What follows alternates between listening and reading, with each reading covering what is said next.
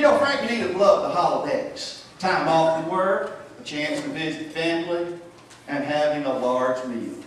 Of course, Christmas is obviously the most favorite, but a close second is Easter. For Frank, Easter signaled the beginning of spring. Ah, spring, that time of year when the bulls and cows of the pasture, well, you know. One morning after the frost burned off, Frank looked out the kitchen window, and across the pasture field were pockets of steam rolling up off of little piles of cow patties. Inspired by the sight, Frank spontaneously composed a spring verse. I can always tell when spring is sprung when I see the fields glitter with dawn. Little did Frank know that his spring verse would be so prophetic. Edith also liked Easter, but for a different reason. You see, Easter for a woman is a time to buy a new outfit. Easter had worked hard all winter long down at the cotton mill. She pushed carts and carts of bobbins to fill the batteries of the weaving looms. She got so good at it that she actually began to make production, which is an added incentive pay for keeping the long looms filled with bobbins to make cloth diapers for Johnson & Johnson. She saved her production money all winter to buy herself the cutest little outfit you ever did see. The Easter outfit that she had dreamed up all of her life since she was a little bitty girl. The outfit was a beautiful light pink dress with a white sweater and gloves and small hat topped with spring roses and black patent leather shoes. Now, the week before Easter weekend, Frank and Edith drove downtown in the pickup. They parked on Main Street. Frank went into the Moore's Men's store, and Edith walked to the Harper's Five and Dime store. Now, while Frank laboriously fitted himself in uncomfortable suit clothes, Edith was having the time of her life. I mean, the store clerk was saying, "Yes, ma'am," and everything, as she tried on all the most beautiful clothes in the store. After she'd made all of her choices, the store clerks even packed her purchases for her in thin white paper in boxes with great big old pink bows. Edith walked out of Harper's Five and Dime with held head high with delight. Now, not pride, because pride's a sin. Frank was leaning against the pickup truck, feeding the parking meter with nickels because Edith took so long. Edith handed her boxes to Frank so she could get into the truck. Then Frank gingerly handed the boxes tied with bows to Edith. She held on to those boxes like they carried the most treasured china in all the world. It was a day to remember. They were going to be dressed in the finest clothes in Oconee County, South Carolina. Now, since their mothers both had died previously, the plan was to go to Frank's Aunt Maggie's house after sunrise service down at the church for Easter dinner. Now, Aunt Maggie and Uncle Dee lived up in Salem, some 20 miles up in the hills. They lived in a house on a hill off a red clay dirt road. It was an humble house of 4 rooms. They had a radio room. That's where they listened to the radio.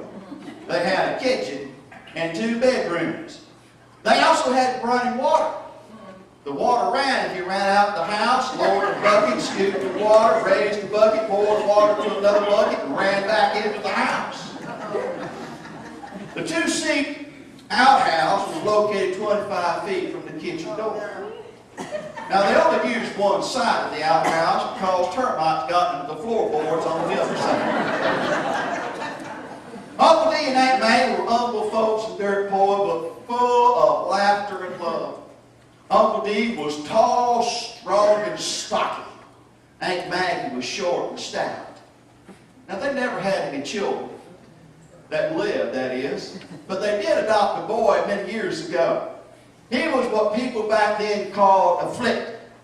Today we call them retarded or special needs people. His name was Junior. Junior was about 30 years old, tall and thin, but he was the happiest guy on the face of the earth. Finally the day came, Easter Sunday morning.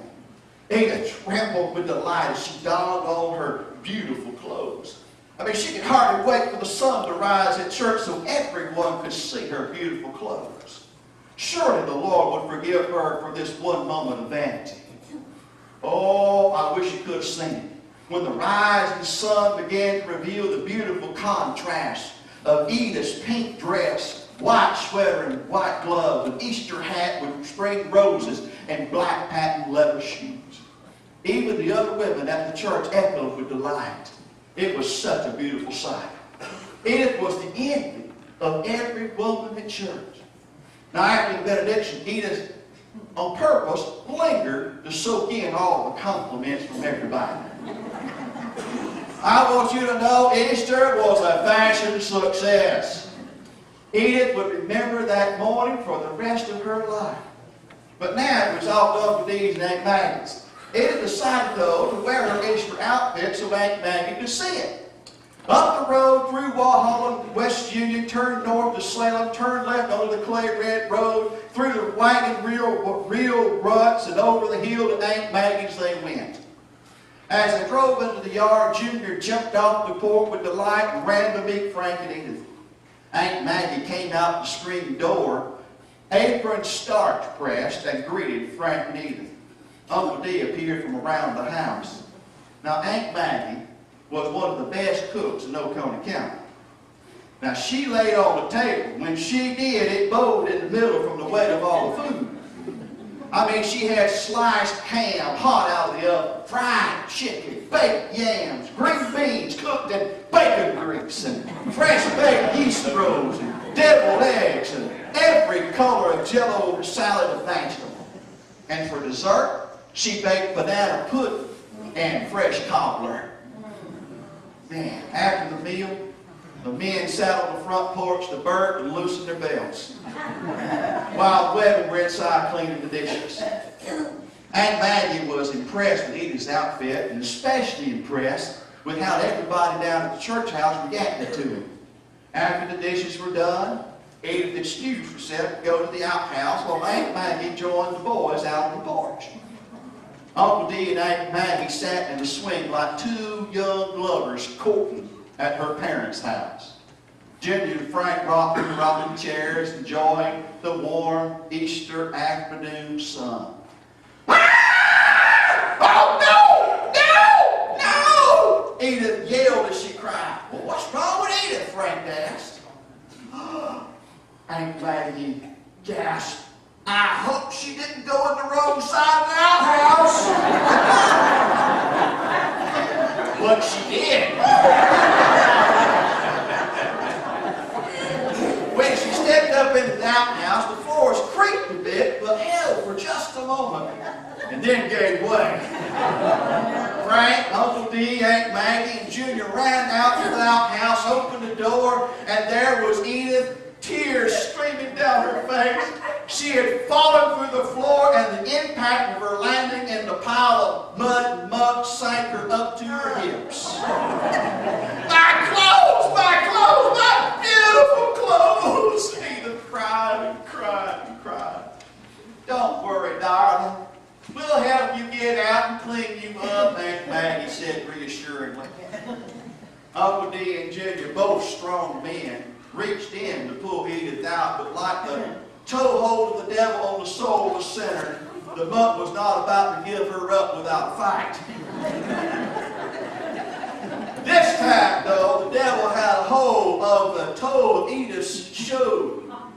And Uncle D and Junior fought like two gladiators of soul winners trying to get Edith out of the hole that she was in. And after several yanks and heaves, the mutt slowly released its death grips on Edith's legs and ankles. As they rescued Edith from the miry clay, the broken edges of the floorboards ripped the beautiful, though mud-stained, store-bought print dress. In the end, the suction of the muck managed to claim one of Edith's black patent leather shoes. My shoe, she shouted at Frank. Get my shoe! Frank looked at her. Then looked down the broken floorboards and the muck that stole Edith's shoe. And he looked like he was looking down the pit of hell itself. Frank said, I love you and all, but I ain't going in after that. If looks could kill, Frank would have died right then and there. But Edith knew it was a lost cause. Out in the yard, Edith stripped off the buck-laden clothes as Aunt Maggie put on a bucket of water on the stove. Uncle Dee brought the wash tub into the kitchen, and Junior kept running water from the well to the kitchen until Edith was clean. Aunt Maggie gave Edith one of Junior's overalls to wear. And when they went outside to look at cleaning Edith's clothes, Edith calmly stated, "There's no need to try to clean them. Let's just burn them." She was right, though. There was no rescue in those clothes. They burned the buck-laden clothes with all the dignity of a flag-burning ceremony. Afterward, they went inside. You know, nothing heals an emotional wound like a good bowl of hot peach cobbler. Aunt Maggie scooped out a great big old portion of cobbler into a bowl as Edith washed away her tears. By the end of the day, though, Edith herself began to laugh at the ridiculous sight she must have been. Here she was, prancing and preening like an old-bound rooster, all high and mighty.